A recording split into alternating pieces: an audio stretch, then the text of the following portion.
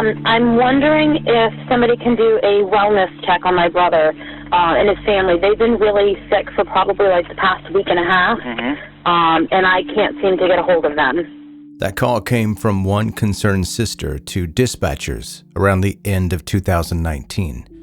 Christmas had come and gone. New Year's was almost behind us, but no one, including their families, had heard from the Todts. An unusual enough situation on its own, especially around the holiday season, but neighbors hadn't seen them coming or going either, and now the FBI was after them as well. But it was a long journey that took the Todts up to that day in 2020 when law enforcement arrived on their doorstep, and it started in the most normal of places. Anthony Todt met Megan Gula at Sacred Heart College, where they both were studying to become physical therapists, and they couldn't ignore the spark between them. Megan could light up any room she walked into. It sounds cliche, but it's true. She was kind and caring. She loved music and cooking and was focused on living a healthy lifestyle. Anthony, or Tony as he liked to go by, fell head over heels and asked Megan to marry him almost as soon as they were done with their education. Together, they opened up a physical therapy clinic where they both worked until their family started growing. With 2 sons, Alexander and Tyler, and a daughter named Zoe, the Todts looked like they had it all. Megan left the clinic to homeschool their children, and Tony focused on growing their business so he could support the family. And then they moved to Celebration, Florida, a community built by the Walt Disney Company to be the most magical place on earth to live. Shops, entertainment, and Disneyland itself were only a stone throw away, and it was the perfect place to raise young children. But the perfect location will only get you so far, and despite their outwardly appearance and their posts on social media, there were rumors that cracks had started to form along the Todts' picturesque facade. Tony didn't exactly come from what would be considered a normal familial background. Back in the day, Robert Todt, Tony's father, had fallen in love with his mistress and wanted to be with her instead of his wife, Loretta. But instead of handling things the legal way and filing for divorce, he did something almost unimaginable. When Tony was only 4 years old, he witnessed a young man attacking Loretta.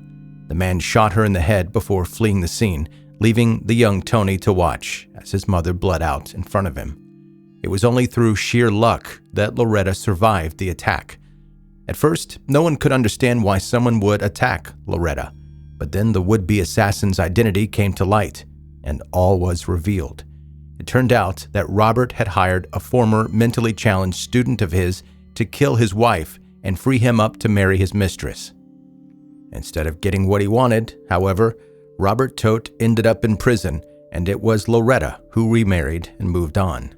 To fast forward to the future, it looked like Robert's criminal genes hadn't entirely skipped his son. Tony wasn't hiring any assassins, but he was on the investigators' radar for suspected fraud. The Todts still had their original physical therapy clinic that Tony and Megan had opened together, and even though the family had moved from Connecticut to Celebration, Tony still managed the business. He would still make frequent trips to make sure that everything was in order, but the authorities were starting to think that it was Tony's books that weren't exactly as they should be. For years, Tony had been charging insurance companies for treatments that he never actually provided. He'd actually made over $130,000 from filing fraudulent charges. And even then, he was still over $100,000 in debt. The Todts were living well above their means, and by November 2019, the FBI was able to prove it. They stormed Tony's office with a warrant and collected evidence of fraud that would put Tony away for quite a while. During his interview with the feds, Tony told them that he would plead guilty as soon as he found a lawyer to represent him. The authorities believed him and released Tony so he could wrap things up before the charges were filed against him. #white-collar crime privilege. But only a month later, Tony had cut off all communication with the investigators. At first, it simply looked like the feds had been duped, but then calls started coming in from other family members claiming that they had not seen or heard from the Todts in weeks. Law enforcement stopped by the Todts family home in Celebration multiple times, but were unable to perform wellness checks when no one opened the door. It was actually only in mid-January when the feds showed up to serve Todt his papers and with a warrant for his arrest that anyone was actually able to set eyes on the family. The first thing that the authorities noticed that day, in January 2020, was the smell. It was an unmistakable smell and one that had them fearing for the worst, although they must have had no idea what truly awaited them inside the house. The door was unlocked. The smell got worse when the investigators stepped inside. Tony came down the stairs to greet them. He'd lost a lot of weight and looked incredibly weak. Trembling, he told the investigators that Megan was sleeping. Tony, you coming downstairs? All right. There you go. Tony, you upstairs? Hey, come downstairs, bud. All right. Yeah, take your time. Everything's all right, man. Just stay calm. Any children here? I can't remember if they went to sleep over last night. Keep coming down. No, she did. Yeah, like 7 or 7. Where's your wife sleep at? Where's your wife's at? Upstairs. You got any weapons on you? What's your wife's name? Megan. Has anyone heard her talk? No. Megan? Megan? All right, come on down, buddy.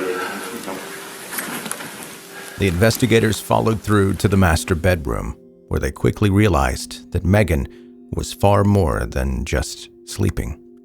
The bodies were discolored. Responding officer Michael Phelps later said, black and blue. Megan, Alec, Tyler, and even 4-year-old Zoe were all lying in bed, wrapped in blankets and in various stages of decay. Even the family dog, Breezy, had been killed along with them, and it looked like Tony had been living with their remains for weeks. All of them, including Tony for that matter, had toxic levels of Benadryl in their systems, and Megan and the boys had also been stabbed. But their remains were so badly decomposed by the time the investigators discovered them that the coroner couldn't determine the exact cause of death. The investigators were forced to rely on Tony's versions of events in order to paint a picture of what happened. He claimed that it all started a while back when Megan contracted Lyme disease from a tick bite. After that, the usually happy and outgoing mother of 3 had turned inwards and frequently suffered bouts of depression. It was during this time that she'd allegedly become obsessed with the concept of salvation. She'd apparently found videos describing the end of the world and had realized that they needed a way to save their family. Together, she and Tony came up with the idea to kill their children and then themselves. According to Tony, when he and Megan approached the children to explain what they intended to do, the children said that they wanted to join their parents. That was it then. The only thing left to do was follow through. Tony said he started with Zoe. I needed to save her soul, he told investigators. I wanted her to be with us. He claimed that he went into her room while she was sleeping one night and sat on the bed with her for a while. He then said that he rolled over on top of her and suffocated the 4-year-old in her sleep. Then he approached his oldest, Alec. Tony first suffocated and then stabbed the teenager in his sleep before moving on to Tyler and doing the same thing to him. Megan, Tony claimed, had stabbed herself. She'd aimed for her own liver, but had missed and lost the courage to follow through with the plan that had supposedly been her idea in the first place. Tony stepped in and suffocated her with a pillow. He then wrapped all the bodies up in blankets and laid them out in the master bedroom while he worked up the courage to kill himself.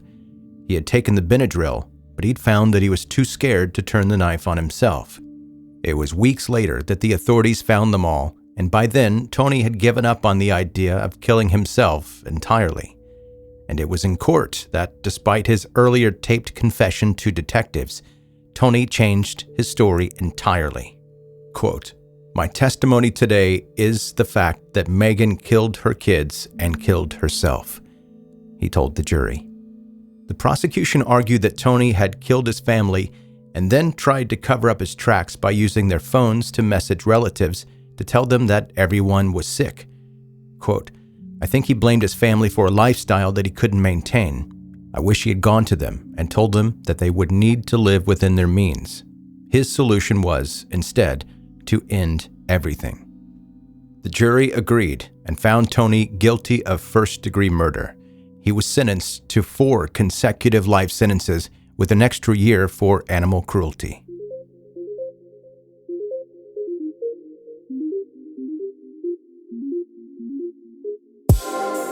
That is 10-Minute Murder for today. Brief and bingeable true crime.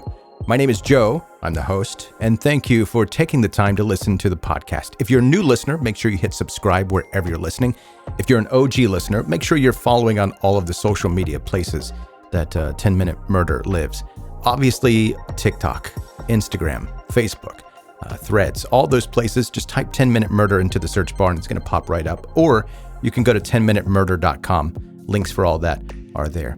And let's get to an email. Hi, Joe. I should probably start by saying how much I love your podcast. I've been a listener for almost 2 years, and it's the only podcast I ever keep up on. So thanks for keeping it interesting. I live in Billings, Montana, and missing and murdered Indigenous women is very prevalent here, which made me think of a case that you could cover, a local case, the death of Selena Not Afraid. The entire case has never seemed to add up, and what really happened is still often debated. I would absolutely love to hear your take on it. I think it would really interest you as well. Thanks again, Larissa. And Larissa, let me start by saying thank you for the kind words. That is not always necessary. You don't have to start out with nice things to get me to read your email. No, it helps. It helps to let me know at the beginning you're not about to try to trash me. So the compliments are welcome, but not expected. And I've never done this on the podcast ever in the history of this podcast. I've never committed to doing an episode on a certain case on the podcast because it's super public, and now that means I have to do it, right? So I will do this case. Absolutely 100% will do this. And the main reason is I've been looking into the missing and murdered Indigenous women. It's an epidemic that I don't think most people know about. I didn't know about it before I started reading about it. It's been going on for decades and decades and decades, and no one talks about it. I'm sure the indigenous communities talk about it, but as far as like the mainstream, it's not really a thing that's discussed as often as it should be. There's so much injustice going on as it relates to that. And so, yes, I will do that case. It may take me a little bit of time to obviously research it and get it on the podcast, but you can go ahead and count on it. I'm doing that.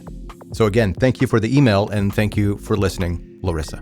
And that's going to do it. That's your episode for today. Thank you for listening to 10-Minute Murder.